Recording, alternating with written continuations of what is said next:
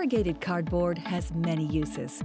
In fact, there aren't many things that can start off as a shipping container and then end up as a container ship for an imaginative child.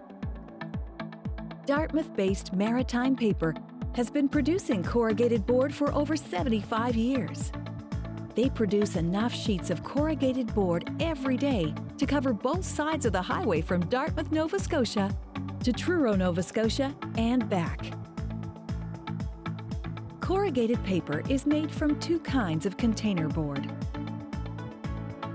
The liner, which is the flat outer covering, and the medium, which is a more porous paper that is used as the corrugated or wavy center. All container board arrives at the warehouse in large rolls. Using powerful forklifts, skilled equipment operators move and store the rolls by grade and size. The board comes from a variety of manufacturers and is usually 100% recycled. The container board liner may come with pre-printed client graphics or in white. Or it may come in the traditional brown that we usually associate with corrugated board. Maritime Paper is able to store 1,000 of these giant rolls of container board at any one time. That is about a 22-day supply. From the storage area, the container board rolls are loaded into the corrugator that combine the two container board liners with the fluted medium. The corrugator can create 6 different flute sizes depending on the customer's requirements.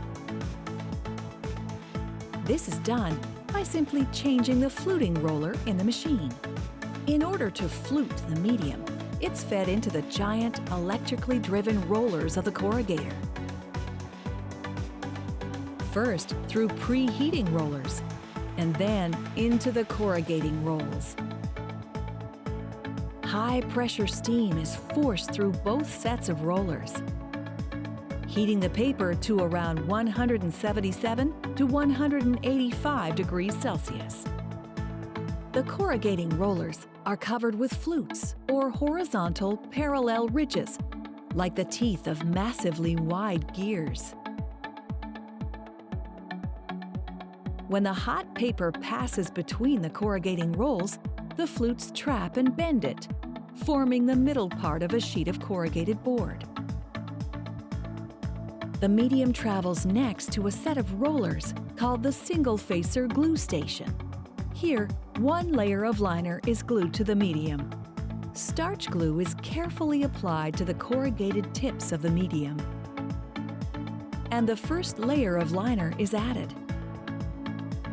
From the single facer, the medium and liner go to the double backer glue station, where the other layer of liner is added following the same procedure. Continuing through the corrugator, the cardboard passes over steam-heated plates that cure the glue. The glue is a mixture of starch and water that is mixed beforehand. It's then fed to the corrugator. The completed corrugated sheet cools as it moves down the production line.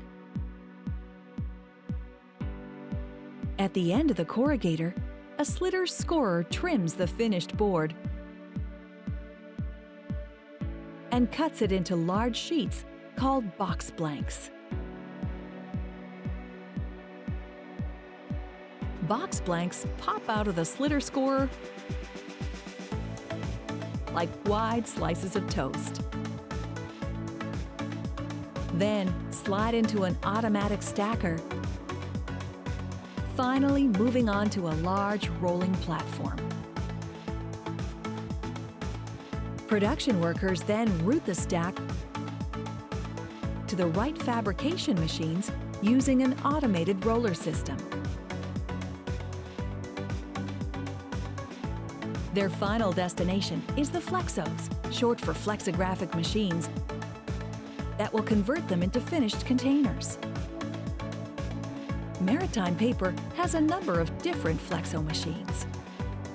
This one first feeds the blanks into a printer, where up to 3 inks can be used to print logos, designs, or instructions. This machine can print full-color images using a photographic quality 7-color printing system. Printing dies are prepared in a pattern shop on large, flexible sheets of rubber. There are so many dies for so many clients that Maritime Paper has to keep a well-organized system to keep track of them all. Pattern cutters are used to shape the corrugated board, making holes for handles and creating the final shape of the box. These cutters are made from plywood rolls, embedded with serrated metal cutters and bits of rubber to keep the board from sticking to the cutter. The dies and patterns are loaded onto the large rollers in the Flexo, and the box blanks are automatically fed through it. As each blank passes through the rollers of the Flexo, it's trimmed, printed, cut, scored, and sometimes folded and glued to form a box. From the Flexo, the finished boxes are automatically stacked, then sent to a banding machine to be wrapped for shipping. All waste materials from the box-making process are bundled and sent to be recycled.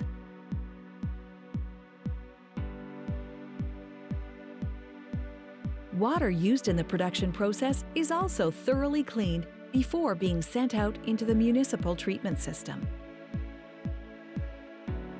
Many of the boxes produced by Maritime Paper are used for fresh food and may require a wax coating to protect the box from moisture.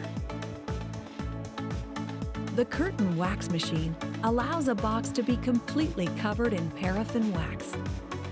This ensures that it's completely water resistant.